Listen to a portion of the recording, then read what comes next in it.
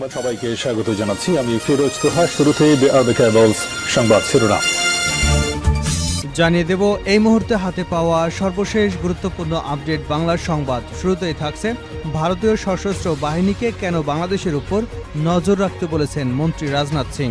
ভারতের প্রতিরক্ষা মন্ত্রীর এই বক্তব্যের পর এ নিয়ে বাংলাদেশেও এক ধরনের প্রতিক্রিয়া দেখা যাচ্ছে। প্রতিবেশী দেশটির গুরুত্বপূর্ণ একজন মন্ত্রীর এমন বক্তব্যকে স্বাভাবিকভাবে দেখছেন না বাংলাদেশের কূটনৈতিক ও নিরাপত্তা বিশ্লেষকরা। তারা বলছেন এ ধরনের বক্তব্য বাংলাদেশের নিরাপত্তার জন্য উদ্বেগের। এবারে জানাবো শেখ হাসিনাকে জাতির সামনে এনে বিচার করা হবে। বিএনপির কেন্দ্রীয় ক্রীড়া বিষয়ক সম্পাদক ও ঢাকা মহানগর উত্তরের সদস্য সচিব আমিনুল হক বলেছেন, স্বৈরাচার শেখ হাসিনা বিশ্বের যে প্রান্তে যেখানেই গিয়ে লুকিয়ে থাকুন না কেন তাকে বাংলাদেশে এনে জাতির সামনে বিচার করা হবে। জানাবো নির্বিচারে গুলি, লাশের স্তূপ হত্যায় অভিযুক্ত পুলিশের কি হবে। 5ই আগস্ট বাংলাদেশ সরকার পতনের দিনে ঢাকার যাত্রাবাড়ি থানার সামনে পুলিশের গুলি থেকে প্রাণে বাঁচতে হামাগুড়ি দিয়ে পালিয়েছিলেন কলেজ ছাত্র সুফি আহমেদ। গণঅভ্যুত্থানে পরবর্তী ক্ষতিগ্রস্ত সেই থানা বন্ধুদের সঙ্গে দল বেঁধে পাহারা দিচ্ছেন ওই ছাত্র, অথচ এখন পর্যন্ত যাত্রাবাড়ি থানায় কোনো পুলিশ সদস্য কাজ করতে আসেনি। প্রিয় দর্শক, 5ই আগস্ট এতটাই বর্বর হয়ে উঠেছিল পুলিশ সদস্যরা।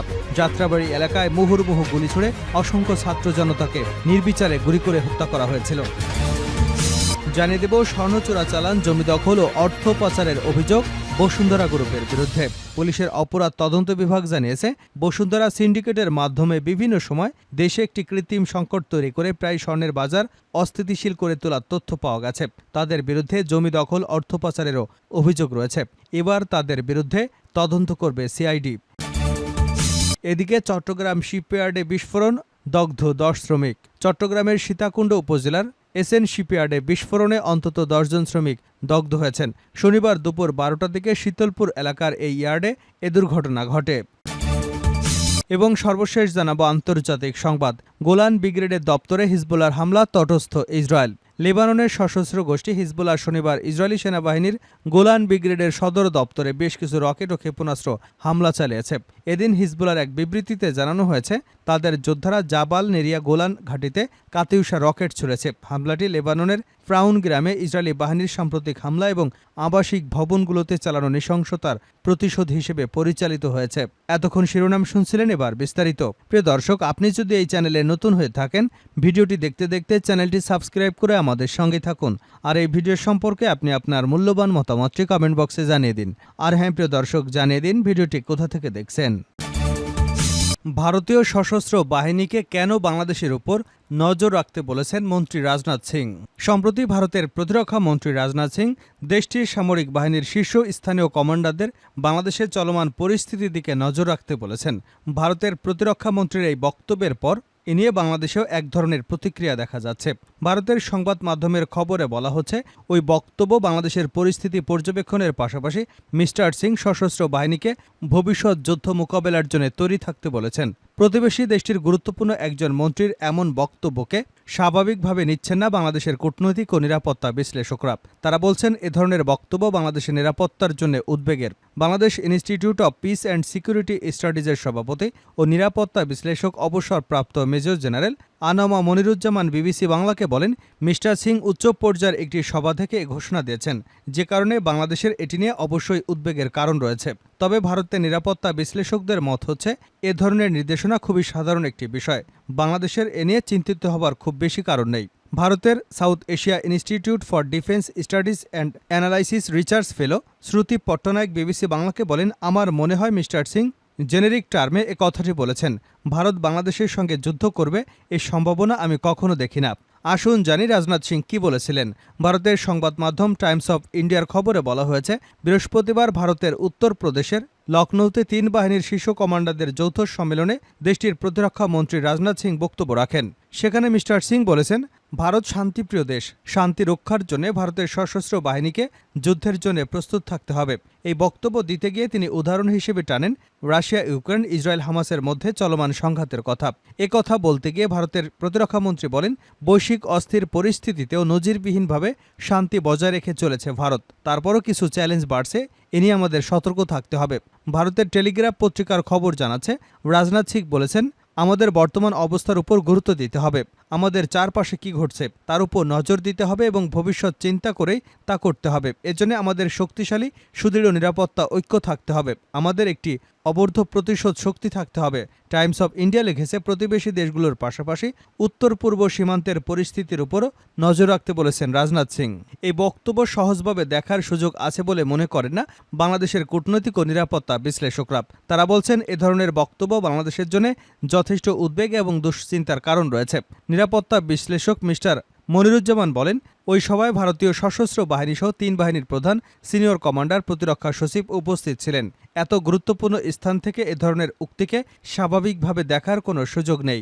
গণঅভ্যুত্থান পরবর্তী বাংলাদেশে নতুন অন্তর্বর্তীকালীন সরকার গঠন হয়েছে, তাও মাত্র 1 মাস হল। ভারতের প্রতিরক্ষা মন্ত্রীর এই বক্তব্য এমন সময় দিয়েছেন যখন ক্ষমতা ছেড়ে সেদেশে আশ্রয় নিয়েছে সাবেক প্রধানমন্ত্রী শেখ হাসিনা। এমন অবস্থায় ভারতের পক্ষ থেকে আসা এ ধরনের বক্তব্য প্রভাব নিয়ে বাংলাদেশের মানুষের মধ্যে দুশ্চিন্তা তৈরি হওয়াটাই স্বাভাবিক বলে মনে করছেন বাংলাদেশের কূটনৈতিক বিশ্লেষকরা। সাবেক রাষ্ট্রদূত মিস্টার কবির বিবিসি বাংলাকে বলেন, এখন সংবেদনশীল সময় পার করছে বাংলাদেশ। এ সময় যখন এমন একটি বক্তব্য আসে তা দেশের মানুষের মাঝে বিভ্রান্তি তৈরি করতে পারে এবং জনমনে নেতিবাচক প্রভাব ফেলতে পারে। শেখ হাসিনাকে জাতির সামনে বিচার করা হবে, আমিনুল হক। বিএনপির কেন্দ্রীয় ক্রীড়া বিষয়ক সম্পাদক ও ঢাকা মহানগর উত্তরের সদস্য সচিব আমিনুল হক বলেছেন, স্বৈরাচার শেখ হাসিনা বিশ্বের যে প্রান্তে যেখানেই গিয়ে লুকিয়ে থাকুন না কেন তাকে দেশে এনে জাতির সামনে বিচার করা হবে। বৈষম্য বিরোধী ছাত্র জনতার গণ আন্দোলনে পুলিশ এবং আওয়ামী সন্ত্রাসীদের গুলিতে নিহত রূপনগর ইস্টার্ন হাউজিং এলাকার মোহাম্মদ আনোয়ার, মোহাম্মদ মোমেন, যুবদল নেতা মহিউদ্দিনের পরিবারের সঙ্গে শনিবার দুপুরে দেখা করে তাদের পরিবারের খোঁজখবর নেন এবং আর্থিকভাবে সহায়তা প্রদানকালে তিনি এসব কথা বলেন। আমিনুল বলেন, আওয়ামী স্বৈরাচার সরকার ছাত্র জনতার আন্দোলনে যেভাবে গুলি করে ছাত্র জনতা ও বিএনপি নেতাকর্মীদের হত্যা করেছে, অবৈধ ফ্যাসিস্ট আওয়ামী সরকার কর্তৃক গত 17 বছরে যত গুম খুন হত্যা করা হয়েছে এবং এই হত্যা গুম খুনের পরিকল্পনার সাথে যারা জড়িত তার প্রতিটির বিচার করা হবে। তিনি বলেন, গত 17 বছরে বাংলাদেশের মানুষ সত্য কথা বলতে পারেননি, সাংবাদিক ভাইরা সত্য কথা প্রকাশ করতে পারেননি। আপনি আমি সত্য কথা বলে আমাদেরকে মামলা, হামলা, নির্যাতন, নিপীড়ন ও রিমান্ডের নামে শারীরিক নির্যাতনের শিকার হতে হয়েছে। আজকে ছাত্র জনতার গণঅভ্যুত্থানে আমাদের দেশ নতুনভাবে স্বাধীন হয়েছে। এই স্বাধীন বাংলাদেশে আমরা সত্য কথা বলতে পারছি, স্বাধীনভাবে চলতে পারছি। এটাই হচ্ছে আমাদের জন্য বড় অর্জন।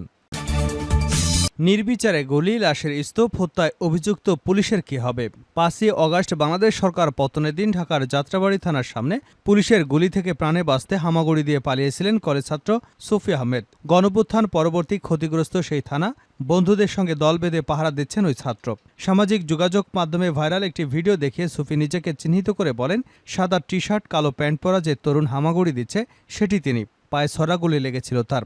ওখানে পুলিশ একাধারে গুলি করছিল।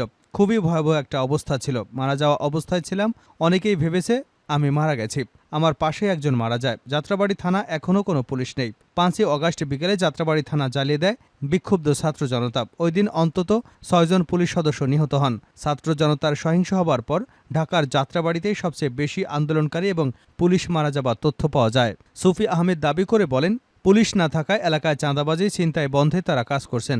স্থানীয় ছাত্র তরুণরা বৈষম্যবিরোধী ছাত্র আন্দোলনের কেন্দ্রীয় সমন্বয়কদের সঙ্গে যোগাযোগ রেখে থানাকেন্দ্রিক বিভিন্ন দায়িত্ব পালন করছেন। পুলিশ আমাদের সাথে কার্যক্রম চালাতে চাচ্ছে। আমরা ছোট ভাই ও সিনিয়ররা মিলে 30 থেকে 35 জনের মতো আছি। একটা টিম গঠন করে আমরা মূলত পুলিশের কার্যক্রম চালাচ্ছি। ছাত্র জনতার যাত্রাবাড়ি এই সুফি গল্পটি বাংলাদেশের অভ্যুত্থান পূর্ব ও পরবর্তী পুলিশের বিপরীতমুখী দুটি অবস্থানের চিত্র সামনে আনছে। ছাত্র আন্দোলনে আইনশৃঙ্খলা বাহিনী নির্বিচারে গুলিতে 650-এরও বেশি নিরস্ত্র মানুষের মৃত্যু হয়েছে। সরকার থেকে এখনও পূর্ণাঙ্গ সংখ্যা দেওয়া হয়নি। অন্যদিকে বিগত সরকার পতনের পর বাংলাদেশে 450-এর মতো থানা পুলিশ ফাঁড়িতে হামলা এবং অগ্নিসংযোগ ভাঙচুর করা হয়েছে। সরকারি হিসেবে 44 জন পুলিশ সদস্য নিহত হয়েছেন। এখনও পুলিশ কাজে ফিরলেও মানসিকভাবে মারাত্মকভাবে হীনমন্য অবস্থা এবং এক ধরনের ভীতির মধ্য দিয়ে রয়েছে। সমালোচনা রয়েছে, বাংলাদেশের অতীতে সব রাজনৈতিক দল পুলিশকে নিজেদের স্বার্থে ব্যবহার করেছে। বিগত 1.5 দশকে আওয়ামী লীগের আমলে পুলিশ নিয়ে সাধারণ মানুষের অভিযোগ ছিল সর্বাধিক। ভবিষ্যতে পুলিশের ক্ষমতাসীন রাজনৈতিক দলে লাঠিয়াল বাহিনীর মতো কেউ যেন ব্যবহার করতে না পারে, সেজন্য পুলিশের সংস্কারের জোরালো দাবি উঠেছে। বসুন্ধরার বিরুদ্ধে তদন্ত করবে সিআইডি। স্বর্ণ চোরাচালান, জমি দখল, অর্থ পাচারের অভিযোগ। পুলিশের অপরাধ তদন্ত বিভাগ জানিয়েছে, বসুন্ধরা সিন্ডিকেটের মাধ্যমে বিভিন্ন সময় দেশে একটি কৃত্রিম সংকট তৈরি করে প্রায় স্বর্ণের বাজার অস্থিতিশীল করে তোলার তথ্য পাওয়া গেছে। তাদের বিরুদ্ধে জমি দখল এবং অর্থ পাচারের অভিযোগও রয়েছে। বৃহস্পতিবার সিআইডির সদর দপ্তর থেকে পাঠানো এক সংবাদ বিজ্ঞপ্তিতে এ তথ্য জানানো হয়েছে। এতে বলা হয়, বসুন্ধরা গ্রুপের চেয়ারম্যান আহমেদ আকবর সোবহান ও ব্যবস্থাপনা পরিচালক সায়েম সোবহান আনভীর সহ স্বার্থ সংশ্লিষ্ট ব্যক্তিদের বিরুদ্ধে অর্থ পাচার, মানি লন্ডারিং অভিযোগ অনুসন্ধান করবার সিদ্ধান্ত নিয়েছে সিআইডি। সিআইডি বলছে, বসুন্ধরা আবাসিক প্রকল্পের প্রস্তাবিত জমির কিছু অংশ রাজুকের অনুমোদন থাকলেও অধিকাংশই রাজুকের অনুমোদন ছাড়াই ক্ষমতা এবং অর্থের বলে প্রকল্প বাস্তবায়ন করা হয়েছে। এতে জনসাধারণ এবং সরকারি সম্পত্তি যেমন খাল, বিল, নদী, খাসজমি, পতিত ভূমি, কবরস্থান, বদ্ধভূমি ভরাট করা হয়েছে। বসুন্ধরা রিভার ভিউয়ের ক্ষেত্রেও রাজুকের অনুমোদন ছাড়াই অবৈধভাবে জায়গা দখল এবং ভরাটের কাজ করে জনসাধারণের তথা সমাজের বিত্তবান ব্যক্তিদের কাছ থেকে প্লট বিক্রির মাধ্যমে অগ্রিম এককালীন ও কিস্তির মাধ্যমে শত শত কোটি টাকা হাতিয়ে নেবার অভিযোগ রয়েছে। সংবাদ বিজ্ঞপ্তিতে বলা হয়, বসুন্ধরা আবাসিক এলাকার বিভিন্ন ব্লকে ইস্ট ওয়েস্ট প্রপার্টিজ লিমিটেড কর্তৃক বিপুল পরিমাণে জমি দখলের অভিযোগ পাওয়া যায়, যার আনুমানিক মূল্য 1.5 লাখ কোটি টাকারও বেশি। এসব জমি নিজেদের দখলে নিতে বিভিন্ন ধরনের প্রতারণা, জালিয়াতির আশ্রয় নেয় বসুন্ধরা গ্রুপ। বসুন্ধরা আবাসিক এলাকায় সরকারের খাস, নালা, নদীসহ 800 একর অর্থাৎ 2400 বিঘা এবং ভাওয়ালরাস এস্টেটের 216 একর 1016 একর বেআইনিভাবে দখল করবার অভিযোগ রয়েছে বসুন্ধরা গ্রুপের বিরুদ্ধে। সিআইডি আরও জানায়, বসুন্ধরা গ্রুপ বিভিন্ন তফসিলি ব্যাংক থেকে পর্যাপ্ত আমানত না রেখে প্রতারণা ও জালিয়াতির আশ্রয় নিয়ে বিঘা প্রতি 20 থেকে 25 লাখ টাকায় কেনা জমি কাঠা প্রতি 3 কোটি টাকা দাম দেখিয়ে 42,000 কোটি টাকারও বেশি ঋণ নিয়েছে, যার বেশিরভাগ অর্থ পাচার করা হয়েছে Dubai, Singapore, Cyprus, London, Malaysia সহ বিভিন্ন দেশে। বসুন্ধরা গ্রুপের সিঙ্গাপুর অফিস দেখাশোনা করছে শাহ আলমের বড় ছেলে সাদাত সোবহান তানভীর। বিভিন্ন ব্যাংক থেকে একের পর এক প্রকল্প দেখে হাজার হাজার কোটি টাকা ঋণ নিল, সেসব পরিশোধ না করার অভিযোগ রয়েছে এই বসুন্ধরা গ্রুপের বিরুদ্ধে।